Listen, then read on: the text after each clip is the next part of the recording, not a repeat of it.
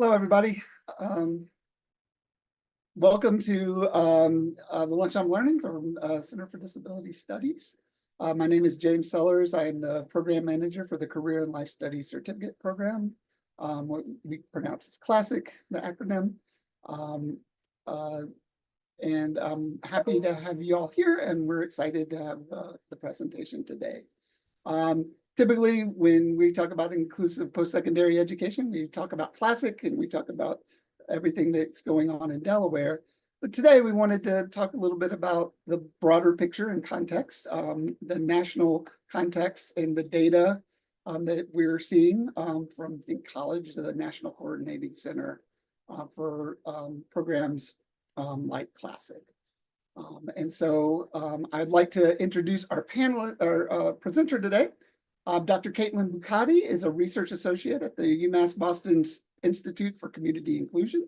She co-coordinates the Think College evaluation team, supporting data reporting and evaluation for federally funded tips and programs. Caitlyn has diverse experience supporting transition, post-school outcomes, and post-secondary education for students with intellectual disability, and has served at the Florida Center for Students with Unique Abilities. The title of her presentation is Inclusive Post-Secondary Education, What It Is and How It's Going.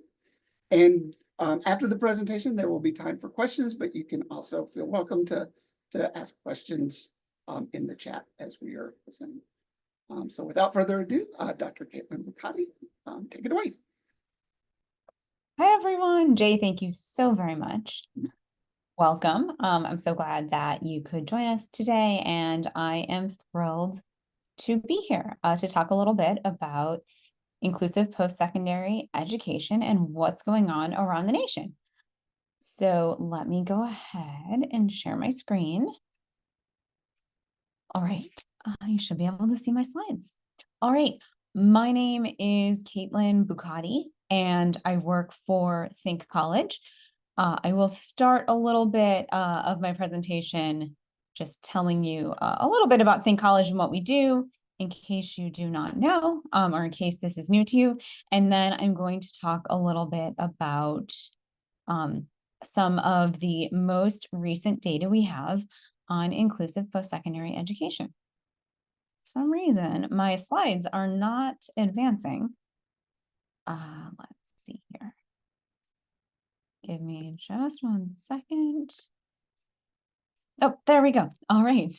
So Think College is something that a lot of people talk about and aren't always exactly sure who we are or what we do.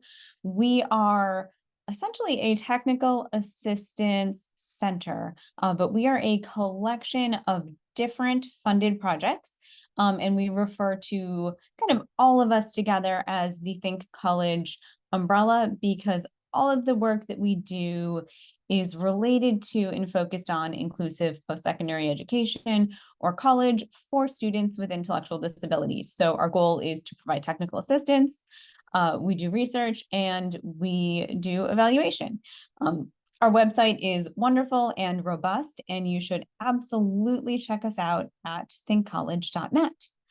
We partner with just about anyone who is interested in inclusive post-secondary education. So we hear from families, we hear from professionals, we hear from people who have programs at colleges and universities for people with intellectual disability, and we hear from people who are interested and want to start them.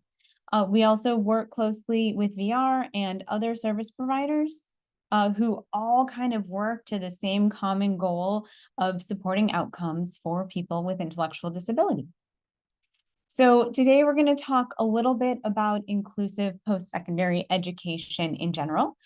Before we jump into, like I said, some of the most recent data from our field, we just published our most recent annual report. I'm very excited to share some of those findings with you. We'll talk a bit about employment and other outcomes that students who participate in post-secondary education can be a part of. And then I will wrap up by showing you where you can find some of our resource and technical assistance for any more questions that you might have. So when we use the term inclusive post-secondary education, we are talking about students with intellectual disability going to college. Students take classes with peers without intellectual disability. They can enroll for classes for audit or for credit. Sometimes they also take classes that we refer to as specialized classes, which are only for students with intellectual disability. And we watch very closely the balance of those classes to make sure that students' participation and their experiences are as inclusive as possible. Students in inclusive post-secondary education are completing a program of study, usually culminating in a credential or a certificate, and we will talk more about that. So inclusive post-secondary education should be access to all of these great things that every college student gets to enjoy. So classes, internships, recreation opportunities, student organizations, and all of the great services and supports that colleges and universities provide. So with that little background, I want to review with you guys some of the terms that we use.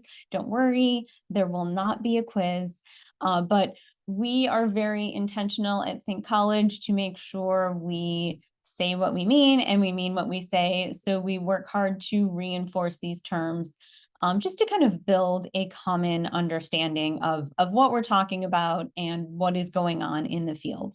So when we use the term inclusive post-secondary education, we are talking about our field in a broad context and the opportunity for students with intellectual disability to go to college. When we want to talk about programs specifically, we say higher education programs or post-secondary education programs for students with intellectual disability. When we talk about programs, we can't always assume to what degree they are inclusive. We know very well that programs have varying degrees of inclusivity. So when we refer to a specific program, that is the terminology that we use. Today, we are going to talk specifically about TIPSID programs, as Jay mentioned in his introduction, and those are transition and post-secondary programs for students with intellectual disabilities. That's plural there. That is the title designated by the federal government, and TIPSIDs are federally funded programs that currently we are in our third cohort of federally funded TIPSIDs, and I'll give some more detail on that in a few moments. But TIPSIDs get their funding for 5 years, and during that 5-year time, they work very closely with a group at Think College. We call ourselves the National Coordinating Center, and we are specifically funded to support those TIPSID programs. So we help out everybody, but the National Coordinating Center works hand in hand with those TIPSID programs. And the reason that we talk about them so much is as part of their funding, TIPSID programs are required to report quite a bit of data on an annual basis. So these TIPSID programs are only a small portion of programs out there, but TIPSID programs are the programs that we have the most information about because of their reporting requirement.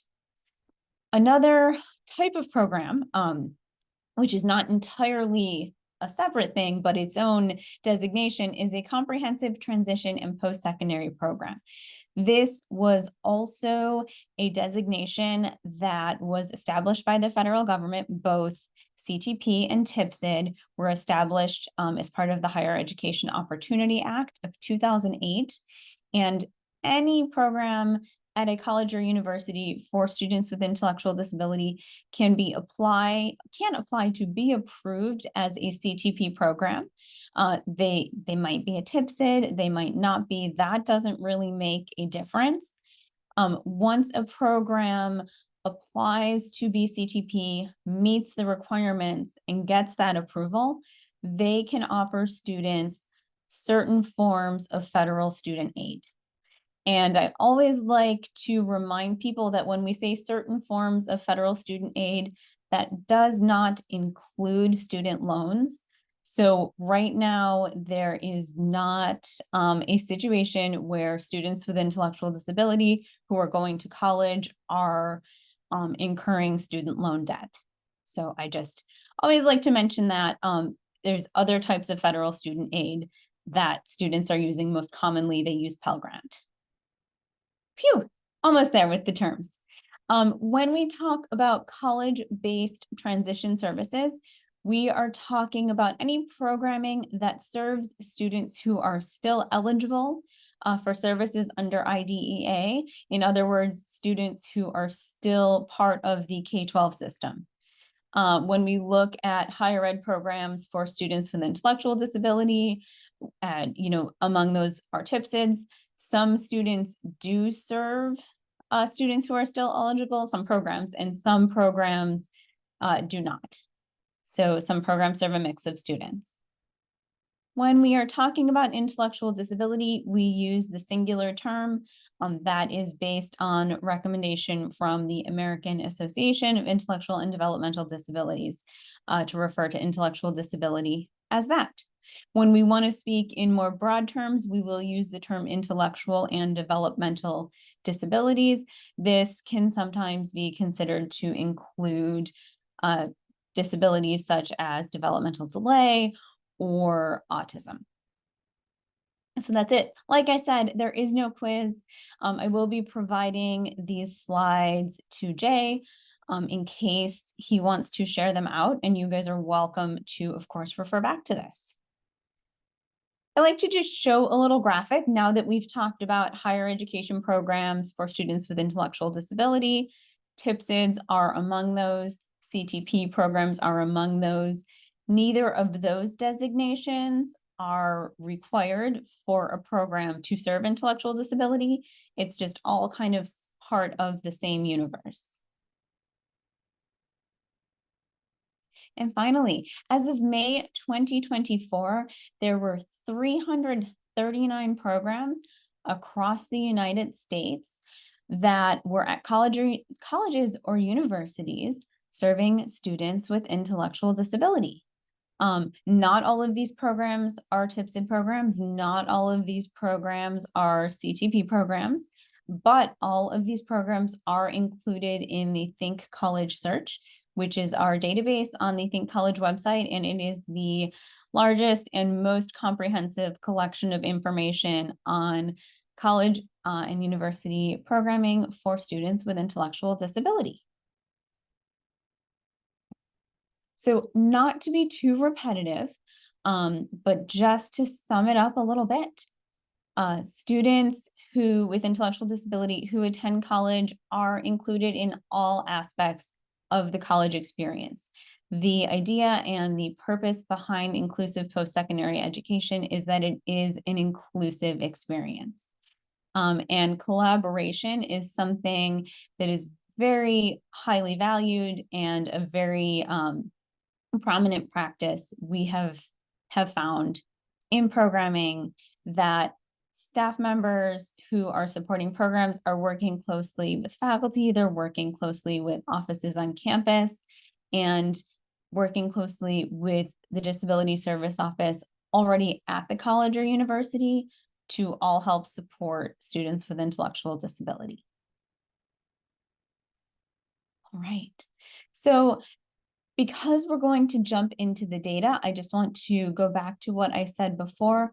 Within Think College, we have multiple funded projects that are all looking at how to advance inclusive post-secondary education.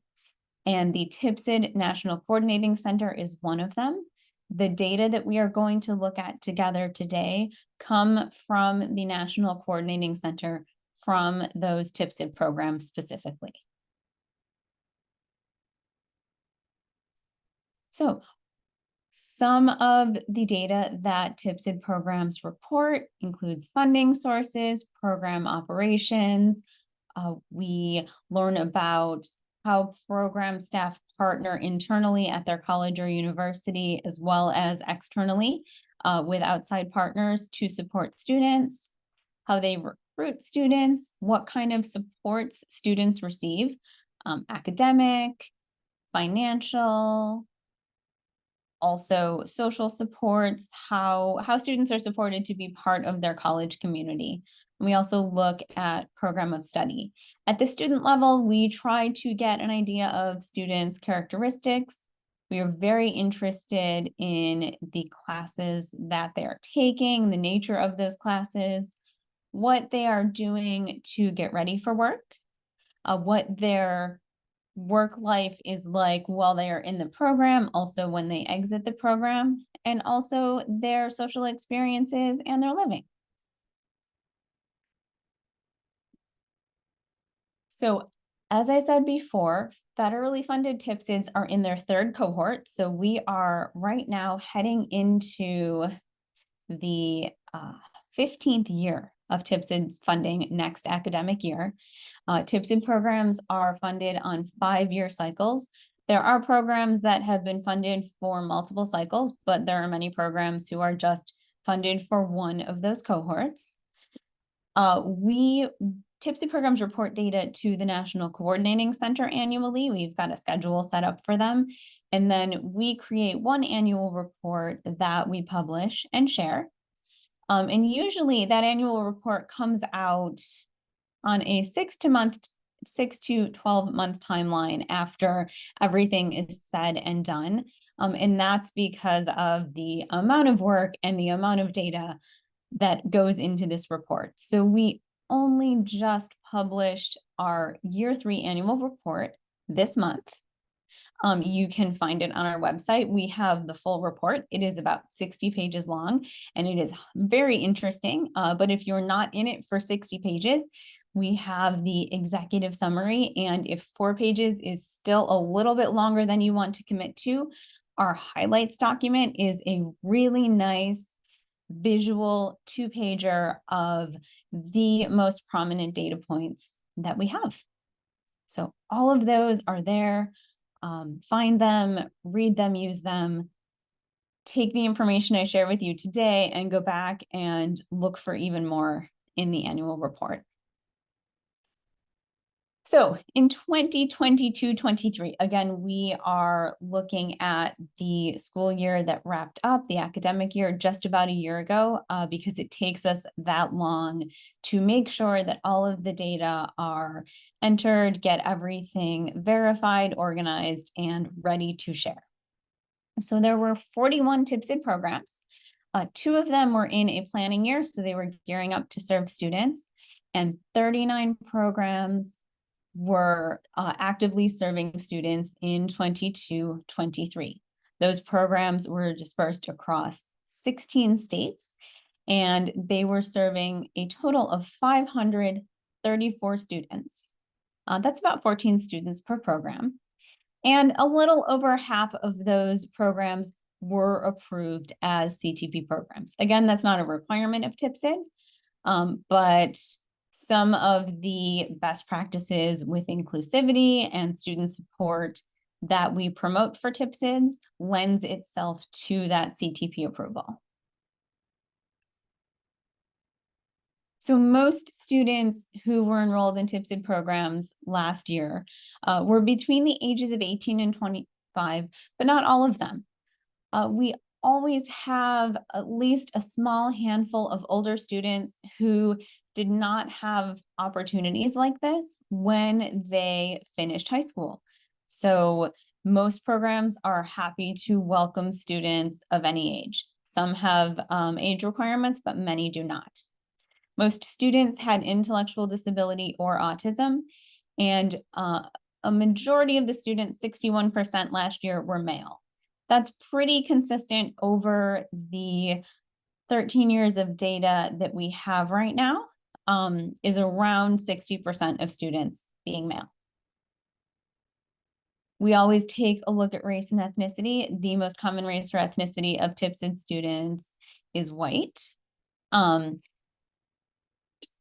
by Black or African American, and Hispanic or Latino.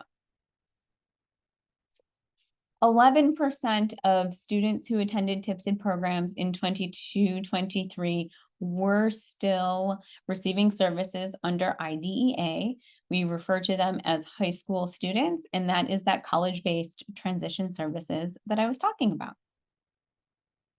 So that wraps us up for the student characteristics, just a little snapshot of how those 534 students looked. Let's talk a little bit about academics.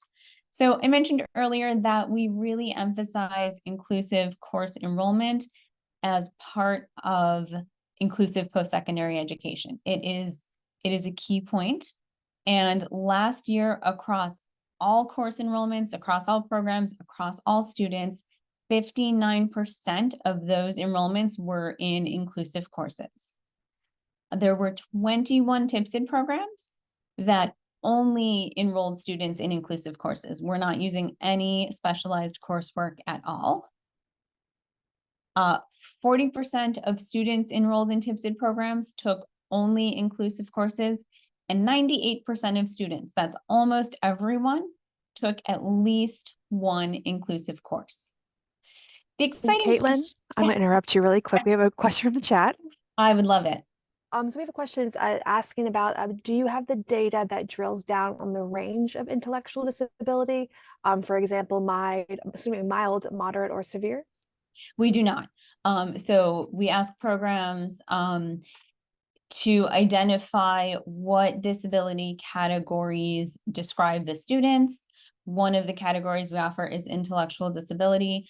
That is part of our GAPR measures that we report back to the federal government.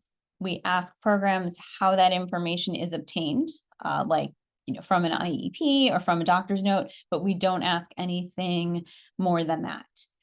I'm going to reach a little bit into your question, and perhaps you are wondering if there is a certain sort of type or profile of student that is the right fit for a higher education program for students with intellectual disability.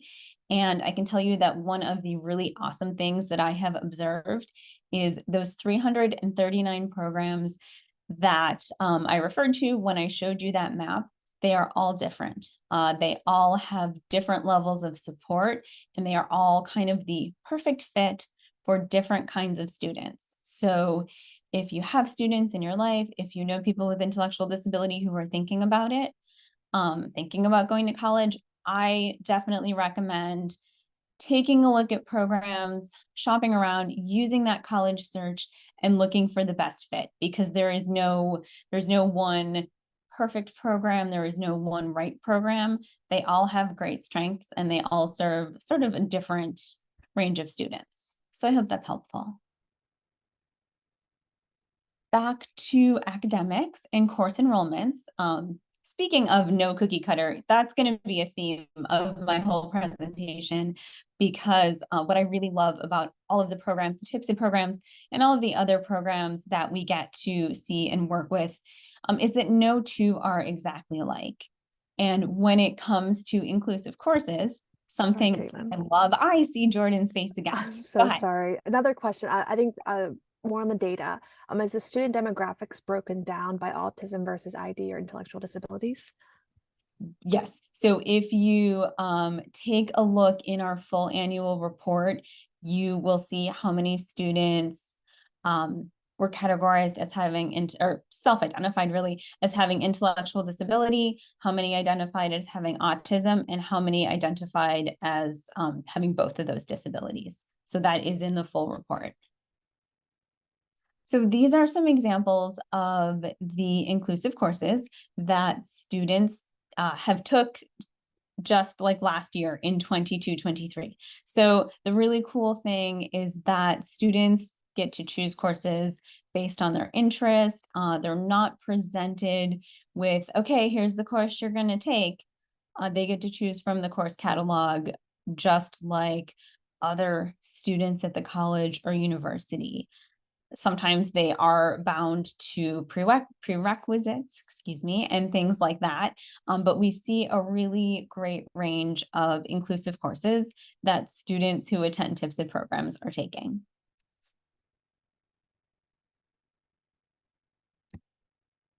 All right. So sticking with academics, but moving into support, 76% of students who were enrolled in TIPSID programs in 22-23 received support from the college or university disability services or disability support office. And that is something that we look at, something that we focus on, because this really is part of the partnership. And we see most higher ed programs for people with intellectual disability creating that partnership with the DSO. So it's not always the case that the DSO is providing all of the supports or accommodations that a student needs, but they are key players in helping support that student. We also look at academic advising. Something else that we find very valuable is students who are part of TIPSID programs having access to the same advising that other students at the college or university also have. So right in the middle there, 54% of TIPSID programs provided a combination of that typical advising that other students at the college and university receive, along with advising from the TIPSID program.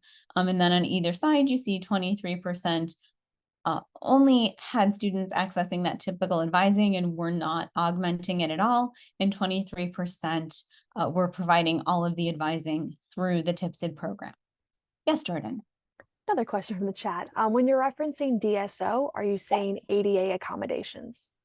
So DSO is the Disability Support Office or Disability Services at the college and university.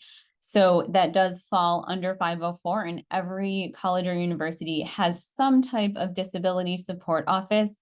They often call them different things, so we kind of use the general term. All right, now let's look at this one. I don't play favorites, but this is kind of my favorite data point. In 2023-24, 64% of students who attended TIPSID programs, all students who attended TIPSID programs, all 534, 64% of them lived in college or university or TIPSID affiliated housing. That means 64% of students who attended TIPSID programs went away to college, whether they went away by a mile or they went away by 300 miles. These students had a chance to move out of their home and into student housing and have that experience, which is a huge experience of college life. Jordan, do we have anything? We're headed to a transition. We are good, good, good. Thank you. All right. So moving out of academics and school life, let's talk a little bit about work and getting ready for work, because that is a big focus of higher education for students with intellectual disability, just like it is a focus for higher education for anyone. You go to school so that you can gain the skills and experience to get a job. So students who are enrolled in TIPSID programs, they complete what we call career awareness and exploration activities. They participate in work-based learning, which I will define for you in just a moment because I know it's a new term. They conduct job seeking, looking for a job, and we look very closely at what type of employment students have, both while they are in the program and when they are exiting. So starting with career awareness and exploration, these are all of the activities that get students ready for the workforce. The most common activity that students engaged in 22-23 was writing a resume, followed by mock interviews, interest inventories, and gathering references, which is a great time to do that when you are enrolled in college and you have people who are supporting you who can provide you with great references. Let's talk a little bit about work-based learning. I like to start by defining this one, so you can add this to that list of terms that I shared with you at the beginning of this presentation. So we use work-based learning to refer to any time-limited activities that help students develop and practice either workplace-specific or general work skills. They prepare students either for a particular job or prepare them with employment skills in general. Work-based learning activities can be paid or unpaid, and we keep track of whether or not students are being paid. They might be related specifically to coursework, like an internship in an early childhood center while a student is taking a childhood development course. Or they might not be, they might just be related to something a student is interested in. And these include internships. Using the example of an internship is probably one of the most convenient ways to help people understand the definition of work-based learning. So it's a time-limited work activity. It's not permanent employment. It's not expected to go on forever the way it is. And usually often students have a more robust and present level of support during a work-based learning than they might during just regular employment. So in 22-23, 39% of students enrolled in TIPSID programs participated in unpaid work-based learning, 32% participated in paid work-based learning. We do value paid work-based learning because anytime a student is working and getting paid for their work, that is a valuable reinforcing experience for them.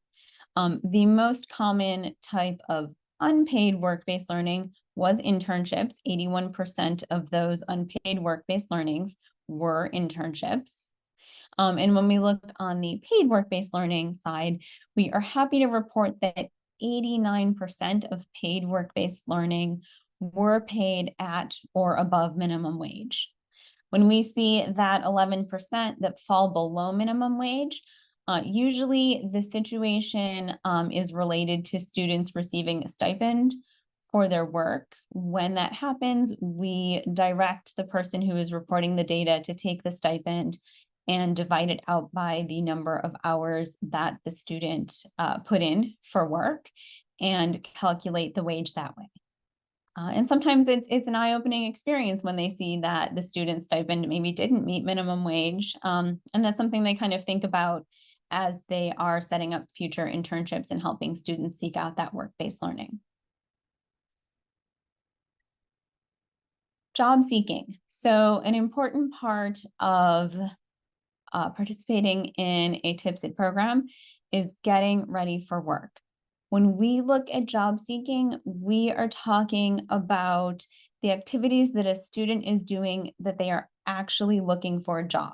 So when we say that students completed 963 job applications, these were job applications completed and submitted with the intent of getting a job. So these weren't like, oh, let's practice a job application.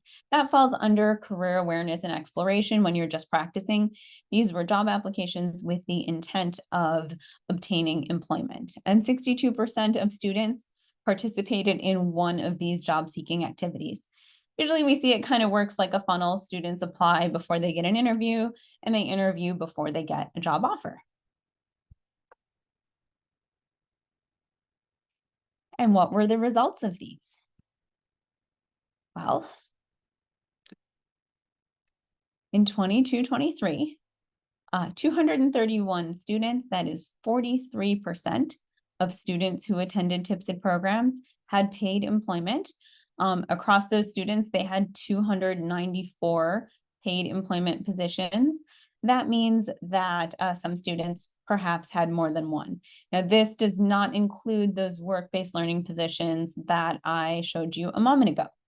99% of paid employment paid at or above minimum wage. Again, that 1% tends to be students that we see who are participating in usually like a self-employment type activity where maybe they are having a business on their own and dividing out the hours, and it's not making them minimum wage, like a car detailing or dog washing. Or sometimes when students are involved in certain sales activities like selling Avon or something like that, it ends up being that their income does not divide out to the hours they are putting in such that they meet minimum wage. But as you can see, that is pretty rare. Now, in comparison to these 43% of students who attended TIPSID programs having paid employment, only 17% of adults with developmental disabilities were employed in 2023, and that comes from National Core Indicators. Yes, Jordan. We have a question in the chat asking, is this all CIE? CIE, competitive integrated employment, yes. So I said yes too quickly. If you look into our annual report, competitive integrated employment falls into what we refer to as an individual paid job, and the vast majority of those employment positions are individual paid jobs. If you look into the report, you'll see there's a very small number. If students are participating in federal work study, that falls into the employment category, but not individual paid job. Similarly, self-employment, and then very rarely we see students engaged in sheltered workshop. Off the top of my head, thinking back to the 22-23 data, I don't think we have any students in who were engaged in sheltered workshop employment. I could possibly be proven wrong if we pulled down all the data, but the vast majority of those employment positions were individual paid jobs. And that would be your comparison metric for competitive integrated employment. Right. Yes, follow up. A quick follow-up to that. Wondering if we have, I think that means data for SE or CE employment as well. Supported employment, and not sure what that last one is. Brian, would you mind clarifying what you mean by CE in the chat? Excuse me, customized employment. Customized employment. So we don't ask that level of nuanced questioning of the TIPSID programs.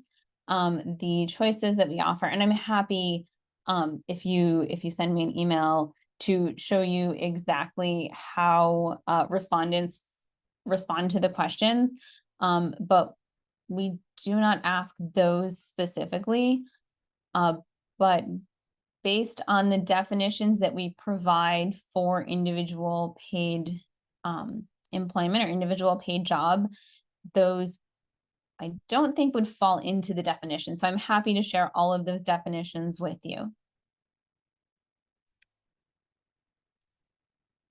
Right. So when we look at how TIPSID programs operate and how they get all of their support and get their students supported as they need to, partnerships are a huge part. There are many different kinds of partnerships. Probably our two most popular are vocational rehabilitation partnerships and partnerships with the LEA or the K-12 school district. When we look at those LEA partnerships, a lot of programs are partnering either because they are serving students who are still part of K-12, or they are partnering with K-12 to help students with intellectual disability who are still part of K-12 understand their options and how to get ready for college. So when we look at vocational rehabilitation partnerships, 66% of TIPSID programs that were serving students in 22-23 partnered with vocational rehab. Across those 534 students, 35% were enrolled in VR and 20% were receiving VR services. Among the VR services that students were receiving, these included work-based learning, job coaching, job readiness, benefits counseling, rehab counseling and guidance, social skills instruction, and self-advocacy. There are a couple other types of services. Some students receive support for transportation and some other things, but these were the most popular or most prominent.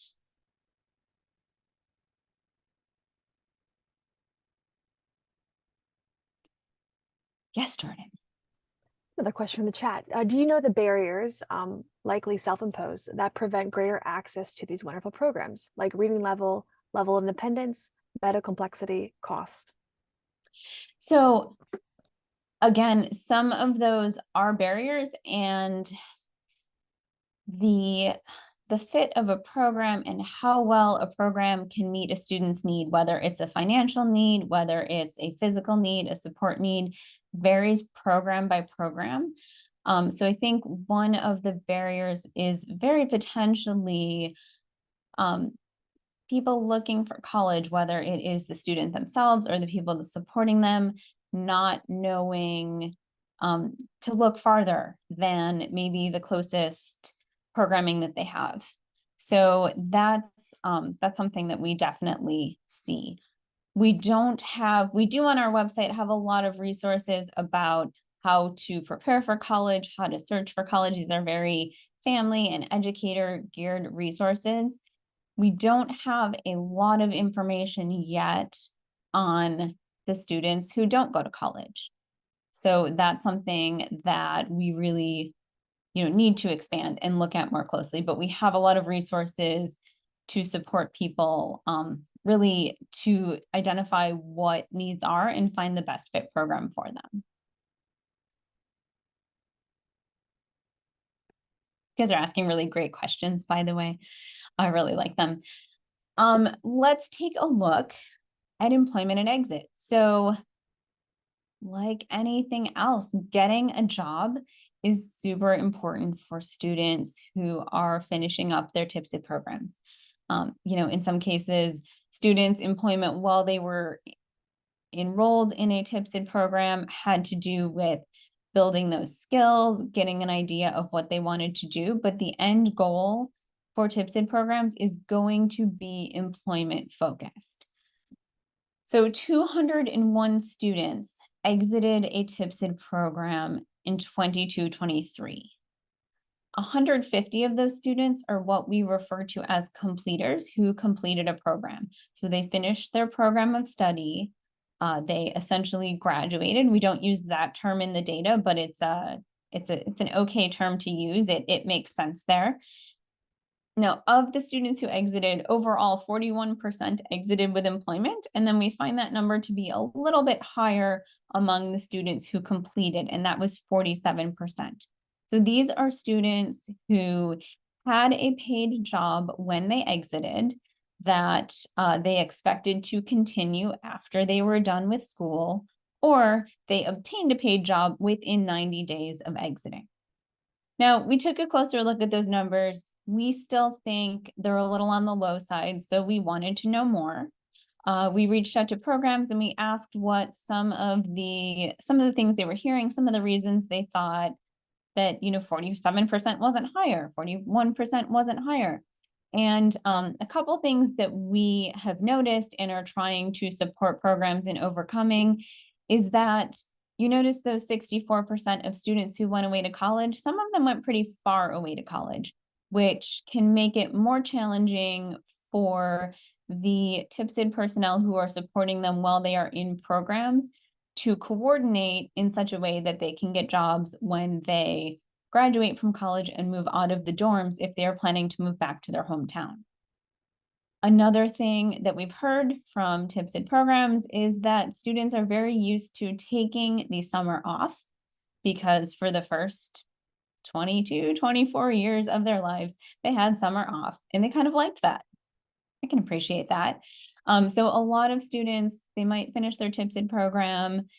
They might graduate in May and say, oh yeah, I'm gonna get a job, but I'm gonna wait till the fall. I'm gonna take summer first and do some summer things. And then I'm gonna go ahead and get a job in the fall.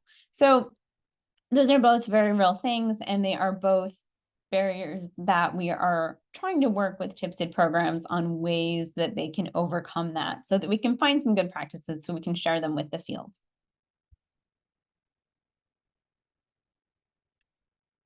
in addition to employment, let's talk a little bit about credentials. So students who exited TIPSID programs in 22-23 earned 170 credentials. You might be wondering how that sort of translates to that 150 students I told you a moment ago completed. The vast majority of credentials were earned by students who completed a TIPSID, and some students earn more than one. So one thing that we are starting to look at, it's not included in this report, but we are going to look at more closely moving forward, is the difference between a culminating credential and another credential the student earns.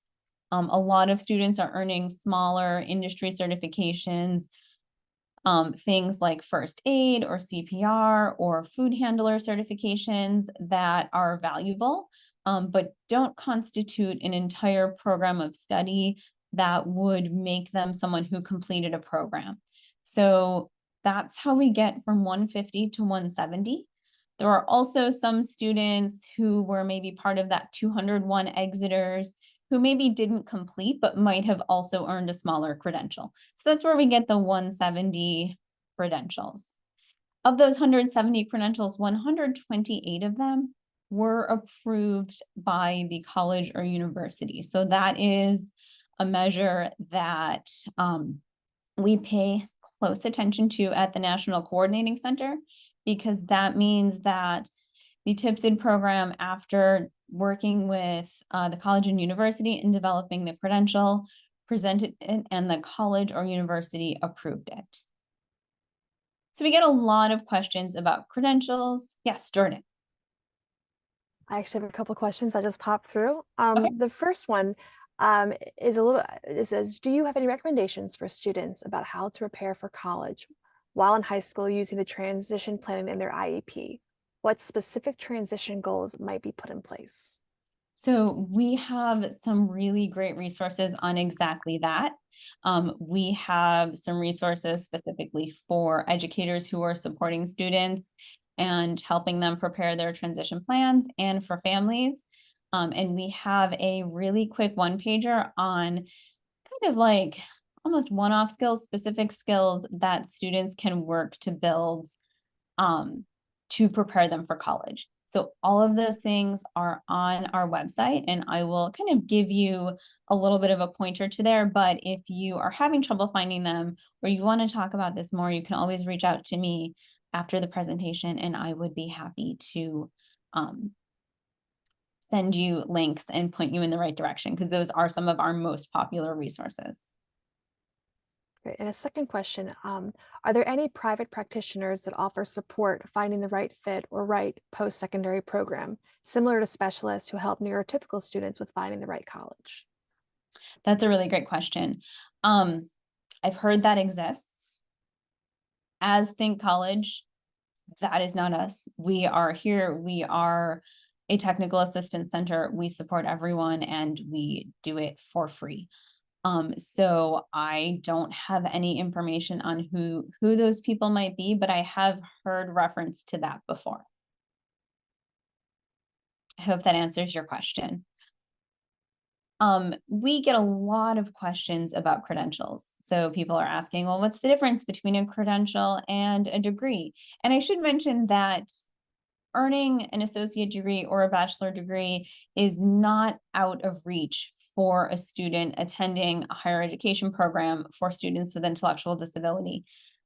Just last year, so not 22-23, the year before, we had a student who was attending a TIPSID program. She participated in the TIPSID program for a long time. It's a bit more of a self-directed TIPSID program where students could work at their own pace and really pursue whatever they wanted to. And she did graduate with a bachelor's degree. So there are students who are seeking associate degrees, seeking bachelor degrees, but the largest majority of students in TIPSID programs are earning certificates and credentials associated with the program. Sometimes they are industry associated. Often they are approved by the college or university.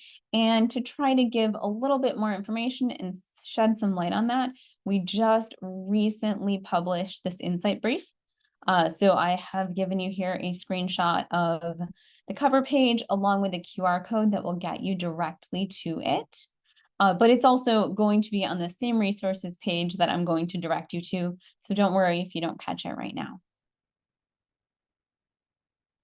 So that brings us to the end of students' participation with a TIPSID program.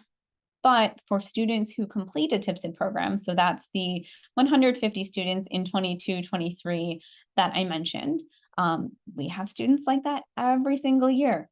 We follow graduate outcomes for 5 years after they complete their program. That is something we started doing in the second cohort of TIPSID programming, and we are still building our capacity and program capacity around following those students and capturing that information.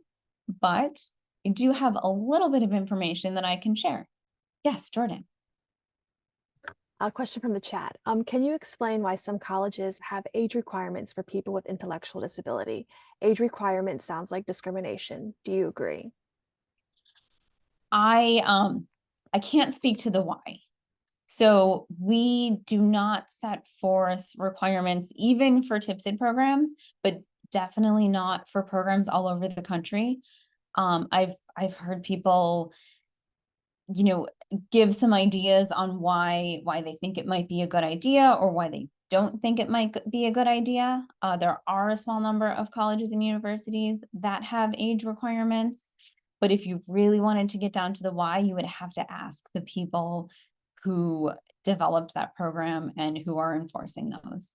And a lot of things do come with good reason, but I personally find it really valuable that students, like I referred to at the beginning of the presentation, who didn't have opportunities like this when they graduated from high school, how many years ago, have a chance to participate in college or university programming now. And another question. Yes. Says, thank you for such an exceptional presentation, Dr. Bukaty. Question for you. Does Think College also collect data regarding remote employment opportunities for disabled students? Since COVID-19, it seems as though the market has been flooded with remote jobs. Are we seeing an increase in remote accessibility for them? That's a good question. So my short answer is we do not. We take a look at how students, and really on a very basic, whether or not students engage in any remote coursework, but we haven't dove into remote learning. I would recommend taking a look broader at the Institute for Community Inclusion. So that is the USED, the University Center for Excellence on Developmental Disability at UMass Boston that Think College is part of, because they do a lot of employment specific work and you might find more information there. All right. I want to make sure that you guys get these outcome data because we are kind of rounding off our time together. So every year for 5 years after a student graduates, so these are only students who have completed the TIPSID program, we ask about their work life. We ask if they are still pursuing education. We ask where they're living in the broad sense. We ask if they are engaging in career development, and we ask how they are feeling about their social life.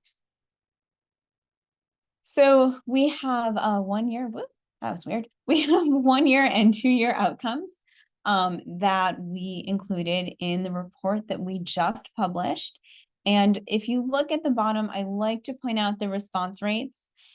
We had a 51% response rate on 1 year, a 37% response rate on 2 year outcomes.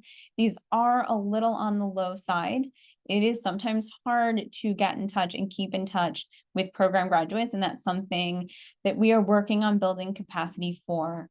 But I think that it's only fair when we share outcome data to point out that the response rates are something that we are still working on increasing.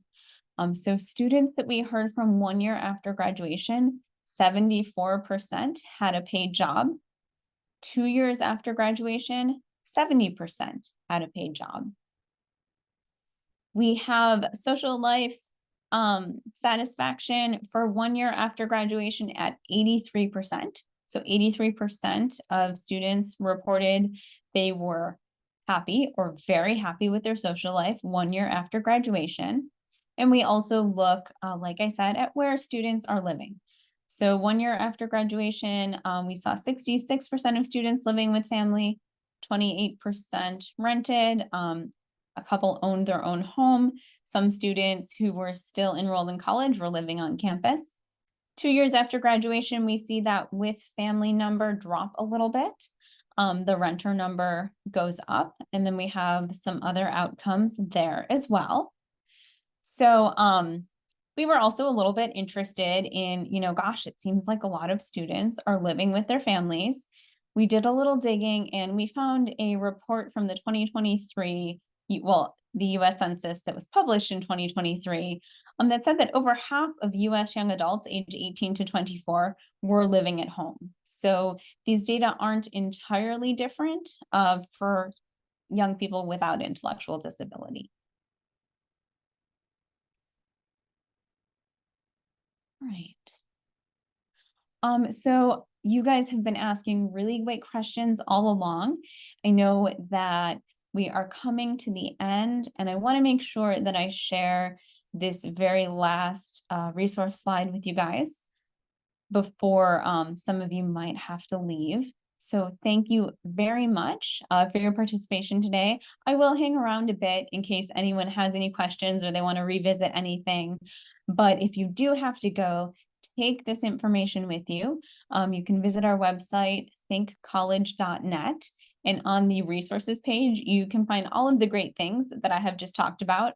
The knowledge translation team who curates our resources page does a really great job of cataloging things into the library so that they're easy to find. But if there is anything that you can't find, you can reach out to me. I'm Caitlyn. You can reach out to thinkcollegeta@umb.edu. And I do recommend looking us up on Facebook. We even have dedicated Facebook groups for practitioners, for family members. So if you like to be part of a community and that's something that you're interested in, you can check that out as well. All right. Jordan, do you have more questions? Not You can yet. feel free to ask questions as they apply to Classic as well in Delaware. And everything, our employment data up to 2023 was 85% employment within 3 months of graduation. And part of that is because in our program, we work very closely with DBR and DDDS on the transition out, especially for year 2 students. And we're building that up for our year 4 students so that the students can either turn their internship into a job, or they can, start, partnering with, supported employment and those sorts of identifying those things before they graduate, so they can hit the ground running in the summer. So sometimes that's happened. And just a quick word on things like for our program, we don't have age limits. Our students do need to have completed high school, so they're all over 18. But other than that, there's no limit. And then thirdly, as far as we do have students with just a variety of abilities, and a lot of programs, ours included, is what we are really looking for is sort of motivation. And my old supervisor used to say, if you have a student that you feel comfortable like dropping off at the mall for a couple of hours and you're coming back and picking them up later, that's kind of the level of independence you need. Like the reading levels and all that kind of stuff we can work with. We don't have the capacity to impact people's reading levels, but part of what a college is a transition space. And so we can help students identify tools like assistive technology or whatever to access this information, and that becomes transferable to living independently. And so we're really looking for, and most programs, so if you're looking even like in Maryland or New Jersey or Pennsylvania, are just looking for students who are motivated, have goals for employment and developing independent living skills. and then we can meet them where they are and just sort of grow from there, right? And so these programs are very person-centered that way. But if you have more questions about these programs or Classic specifically, we're happy to answer. And Esther, I'm not sure if this question is to Jay specifically or just in general, but there's a question in the chat that says, what level of intellectual disability do you look for? Yeah, so it's not a measurement of intellectual disability per se. You have to be, you have to be a diagnosis of intellectual disability, but within that, we are really looking for ability to navigate the campus and sort of independently, because for our program in particular, we don't have a lot. We have point coaching that is limited hours per week, and then the students are also navigating campus on their own. So it's really that sort of independent navigation skills and motivation to grow in independent living skills and employment skills. And so if, that's what we're sort of looking for. So it's not a cut and dry answer of like what level of ability or incidences of ability. It's really more of, is this a good fit? And we have a application and interview process to help sort of determine sort of what the student's goals are, what sort of support needs or supports have been helpful in the past, and is that something we have the capacity to support? I'm sorry, I can't be more specific.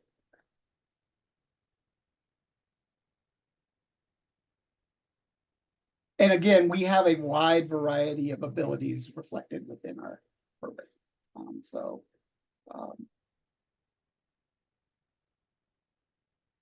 It is worth investigating and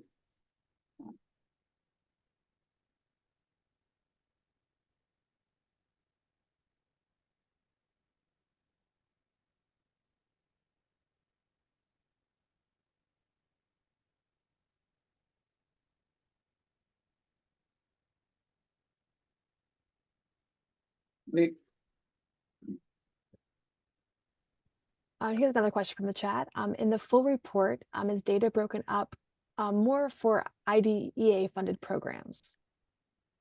That's a good question, Brian. I opened the chat, so now I can call people by name. We do not report at this time, none of the programs exclusively enroll students who are still part of IDEA. So it would really be broken out into, a part of a part if we were to look at that. But Brian, if you have specific questions and you put in a request through Think College TA, if there's something specific you wanted to look at, I can't share any identifiable data, but when I have a moment, I can go in and, find the data for specific responses to that, if that would help.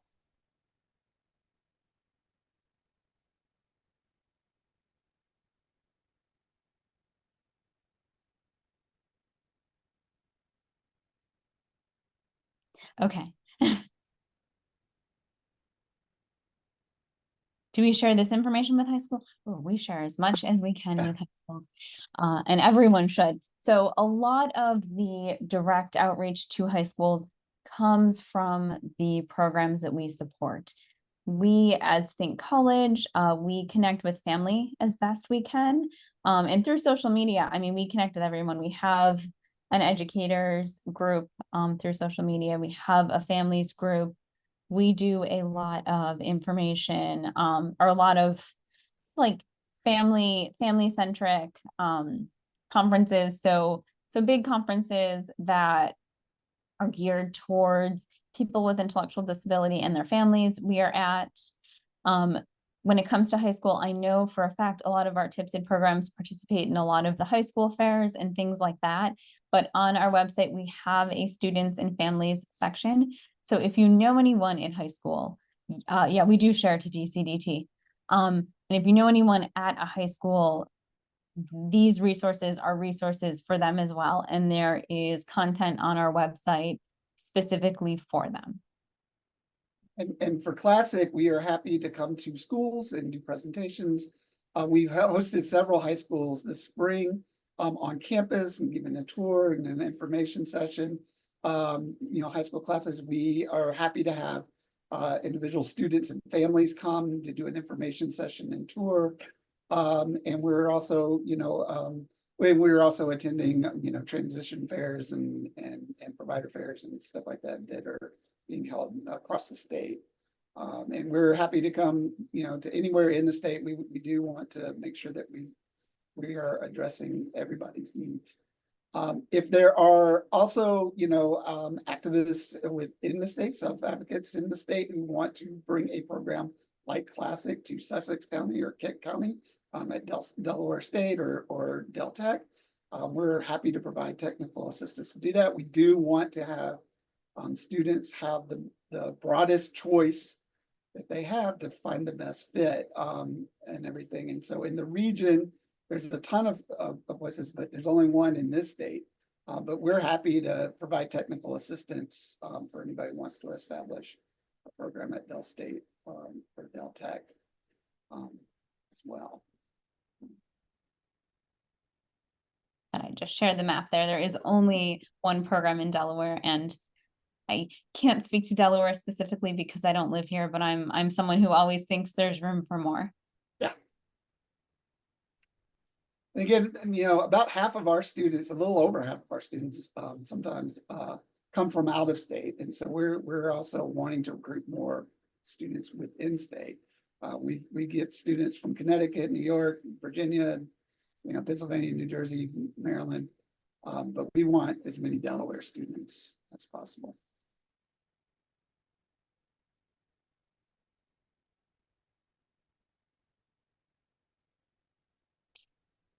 That's interesting, Colleen. I don't have any specific information from Think College for students with newly acquired disabilities. Obviously that sounds like it was probably a traumatic experience, but depending on their disability and their needs, they would certainly have an opportunity to attend a higher education program for students with intellectual disability, be it now or several years from now.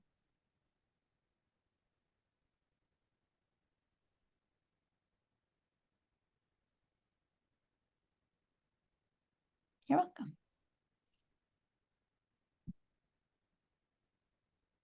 Thank you, everybody. We really appreciate your attendance. You guys were great. You had such good questions. And if you have any information, any questions for us, you can reach out to us at CDS or at Classic directly. And we're happy to answer questions, host visits, or come and do presentations to you.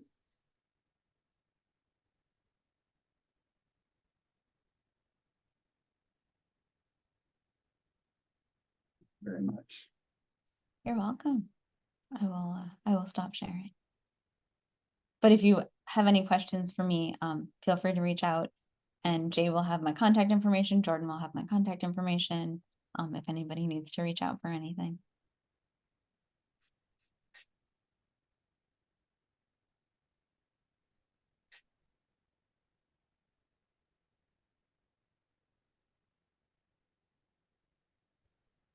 Great, and I don't see any other questions specifically in the chat, but once again, if anything comes up, you have everybody's contact information. And of course, we too will be circling back with that follow-up information, including the slides and video recording in case you want to watch things back. I look forward to hearing from you, Brian.